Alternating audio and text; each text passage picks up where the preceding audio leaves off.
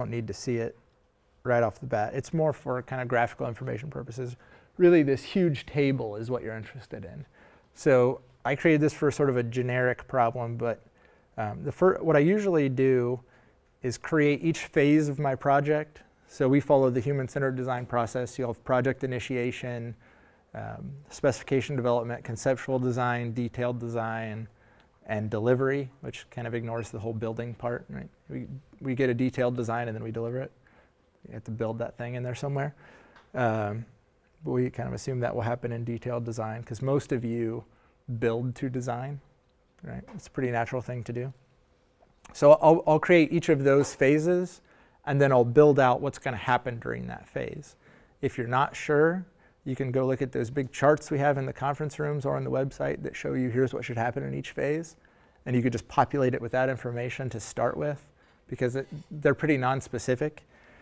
So say, all right, project identification phase, I'm going to create a project charter. I'm going to define the scope. I'm going to look at stakeholders. I'm going to create my team. I'm going to do a project timeline. So I'm going to build this thing and get approval from my advisor. And maybe that is my whole project initiation phase. So if this is your first semester with a project, this is all you need to do. And then for each of those tasks, I'm going to set a number of days, okay? And I'm also going to set predecessors. So I don't know, does this work? You can't see that very well, can you?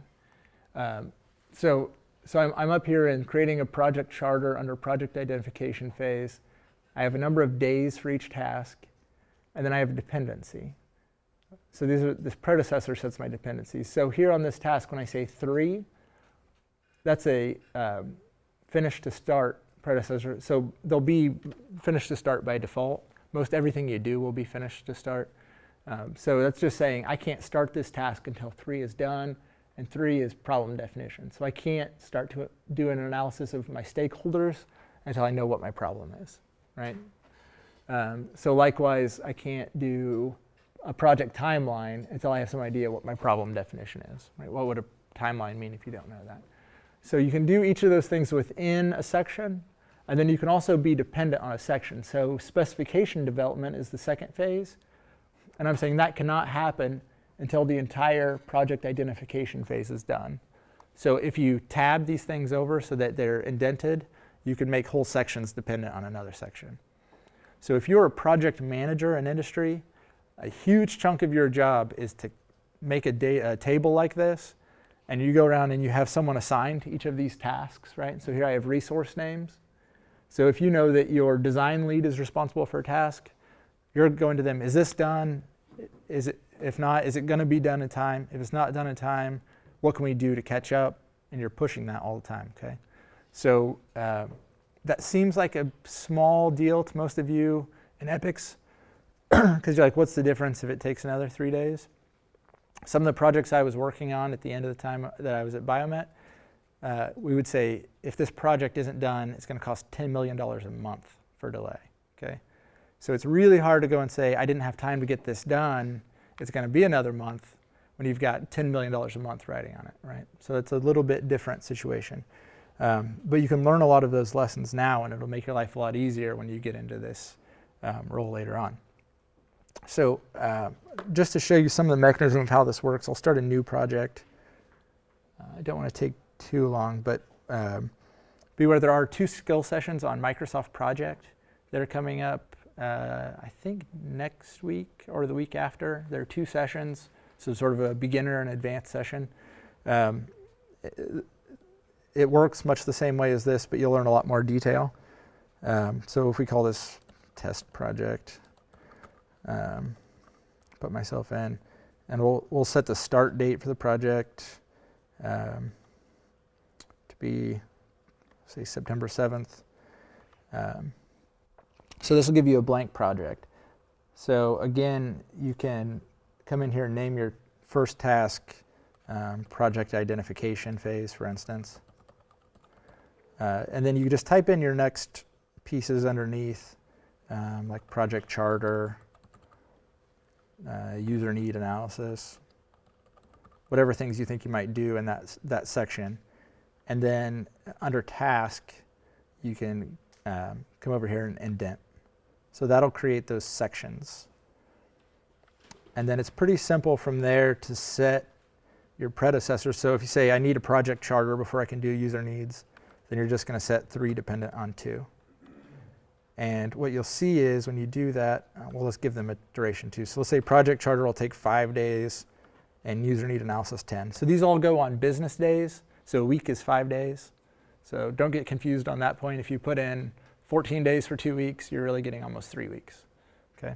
So they all assume business days. I know you guys work hard every weekend on your EPICS project, but so you'll see that'll build out in the timeline here. So there I've got 5 days from when my project started to do my project charter, and then 10 days to do my user need analysis. Okay, does that make sense to everybody? So the mechanism is pretty simple, but I just want to give you a little start on how to do it. So the next piece you can do is add in resources. So if you want to put in, who's the team member responsible for each of these things so that you can hold people accountable, then you can put those in here as well. Does that make sense to everybody? Pretty clear on how to use this tool? Okay.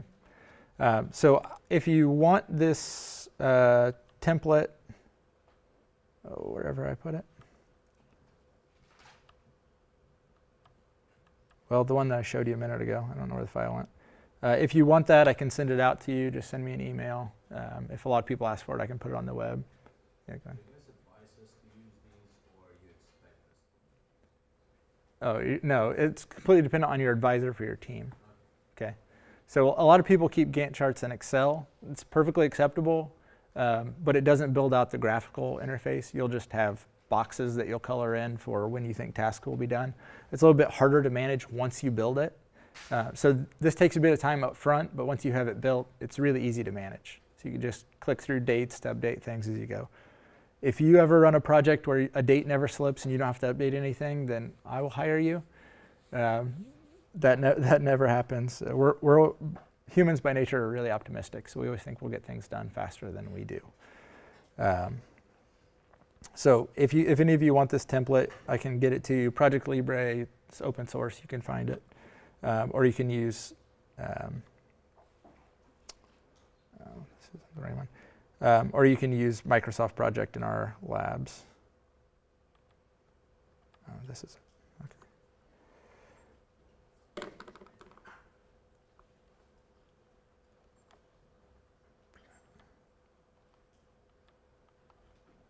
Okay. Okay. So take about 5 minutes. Oh boy, we might not have time for this. Let's skip that activity. So this activity expected that people would have Gantt charts. I won't have you handwrite them out. Last semester or last year when I did this lecture, my computer broke. So I had to hand draw Gantt charts on the board, which wasn't fun, so I won't make you do that. But a couple of things to keep in mind when you go back and look at, say, last semester's Gantt charts, because probably a lot of you are still looking through last semester's documentation, figure out what they were doing. Think about, is there sufficient detail for the phase of the project you're in? Okay. If the project has just started and you have a really simple Gantt chart, that's completely acceptable. If you think you're going to deliver this semester and you have kind of broadside of the barn Gantt chart, you probably don't have enough detail. So you probably want to get that together or your team's going to get lost. Are your tasks actionable? Okay, so we always want to have actionable tasks. So you don't want your task to be work on the design of, a wheel system, because what does that mean to work on something, right? So you want to say complete a prototype of the system. So make sure your tasks are actionable. Are your dependencies logical? So a lot of times when you mess up a Gantt chart, it's because you've messed up the dependencies. So if your dependencies don't make sense, if you have things dependent on the wrong thing or set up in the wrong way, you'll get confused. And then make sure your resources are well allocated but not overloaded, mostly meaning your people. So if you've got one person on your team who is an expert in computer programming and they have all of the programming for your project and that's as much work as everything else combined that the other 10 people are working on, they're going to be overloaded and they're not going to get it done. So make sure that you have your people well resourced. Okay. So we'll talk about pigs. Not that kind. So most of my teams do PIGs every week. If you don't, I recommend it. It's a great way to keep your advisor up to date on what you're doing and to keep all of your team accountable for what they're supposed to have done. So people will usually accept tasks but not take much responsibility if they don't do them. So we always start with the goals, okay? Even though it's PIGs, the G is at the end, but we start with the goals. So even on the first week, you can set goals, even though you don't have any progress or issues to report, right? So set goals right off the bat. If you haven't done these yet, and your first time you do it, don't worry about the P and the I, just do goals, because goals dictate everything else. So your goals, you want them to be actionable. So if people say, I'm going to work on writing code this week, they might work on writing code and get nothing done. How do you hold them accountable? So then you ask them, what are you going to do next week? I'm going to keep working on writing the code. You don't get anywhere. So make sure those things are, instead of working on the design of a watch casing, say, I'm going to create a print of each component of the watch casing. So then I can say, show me your print, instead of saying, show me the design work that you did, right? So it's much more specific. So as you manage your teams, when people say something really vague, make sure that you press them for something that you can measure. So your progress the next week will simply be the goals from last week, right? This week I'm going to create prints. This week I created prints, right? So that's good. The issues will be the difference. So you probably won't get all of your goals done. And here's where you're going to tell me why. And this is where you can hold people accountable. So if you have people say, I didn't have the piece of software for this, and they waited a week to tell you, right? I say, why did you wait a week? That doesn't work. We're not going to get this project done if every time you hit any little hurdle, you just stop and wait for someone to move it, right? So that's a big problem. We get a lot of people who just want to wait it out. So your goals for one week become the progress for the next, and you should always benchmark those against your Gantt chart, okay? So your PIGs should always synchronize to your Gantt chart. So if I look on my Gantt chart for a team and it says we should be in the detailed design phase creating, prints and schematics, and they're still coming up with new ideas, I'll know that we're not where we're supposed to be and we need to reevaluate our whole project plan, okay? So make sure that those sync up. And then again, the issues are simply goals minus progress, right? So it's what didn't work out and why didn't it work out.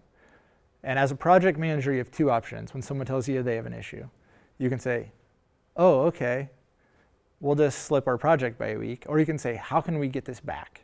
Right? How can we get this time back? Do we need to take someone off a different part of the project and put them on that to help move it through? Do we need to ask the lab manager for help because we couldn't get a 3D print done and he can help us with that? Do we need to get expert help from outside, find a faculty member? So the more that you can learn to find the issues and work solutions rather than just using them as an excuse, the faster you'll go, okay? So excuses are a huge problem. People will hit hurdles and they'll look for excuses.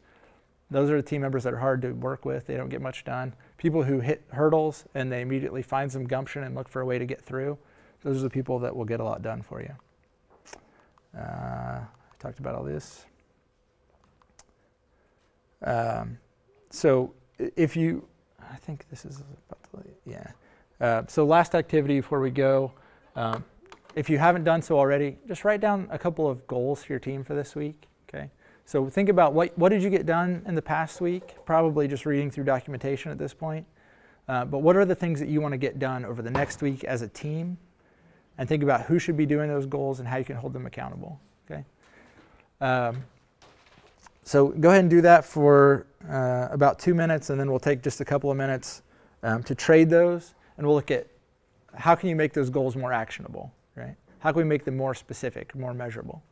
Okay, so go ahead and write out your PIGs, or at least your goals.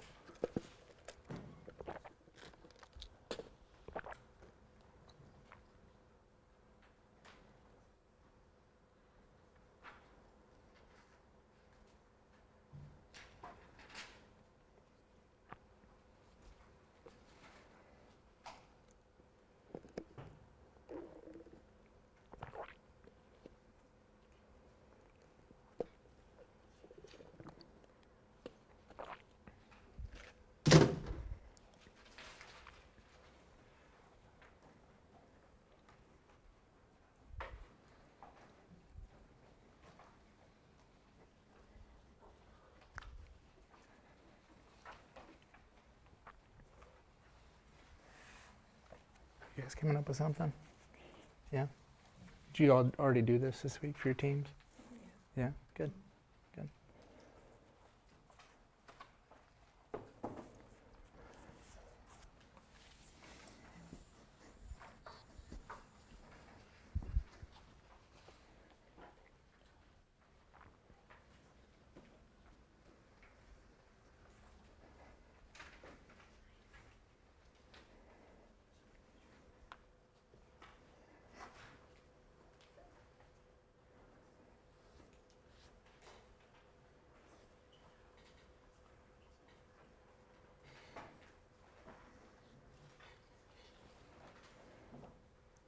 All right, if you haven't done so, go ahead and hand those off to your partner. Just read over your partner's goals.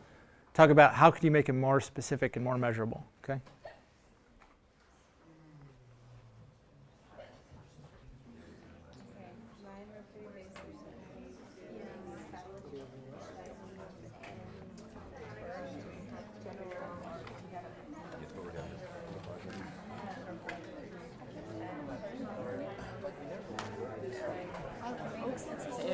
You guys don't have any goals?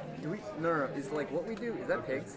Like at the beginning when we're just like, hey, we've done like nothing this past week. Oh yeah. Cool. Yours is the one team of mine that we don't do pigs. Awesome. That's just because We're cool. Naman was around first. I'm a good project manager. Okay. Good. Yeah, Kyle's the best. No, Kyle's the best. Yeah. He does use the let's just do whatever when you get done method, Yeah. We which were talking about like all the organizing structure that like project managers should have, and I was like, yeah, not Kyle. yeah. But it's like, He did when he was on ISBVI because I made him. oh, okay. That's why he quit, probably. Could be. But now we have Charlie coming out. Yeah. Yeah, he switched. He did all this last year, all year. Yeah, he would complain about it a lot. Did he? We would tell him what he did. Yeah.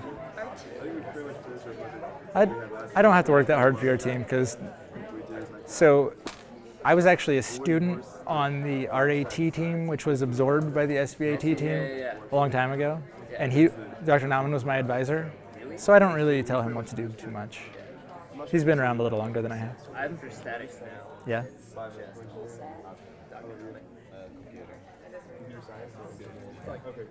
He's ME and BME. Yeah. No. One of you does agree with me? None of us understand what Kimmy. Oh, okay.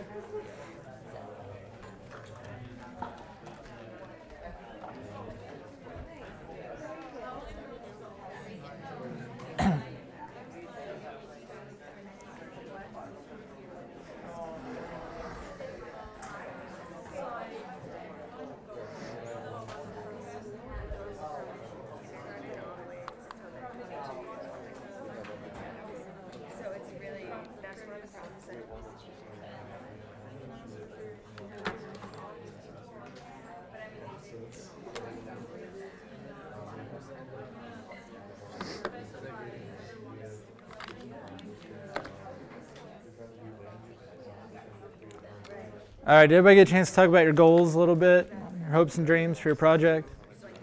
Good. Okay, so I'll let you guys go, but I don't like being grumpy and yelling at everybody when they come in late, so when you come back next time, just be at least close to on time. It will be in this room, so don't go to the wrong room again if that's what you did, and we'll get to it. So. Next time we'll talk about user needs, which is fun. So we talk a little bit about, you go into your project partner, how do you conduct those visits, things like that. So I'll see you all later.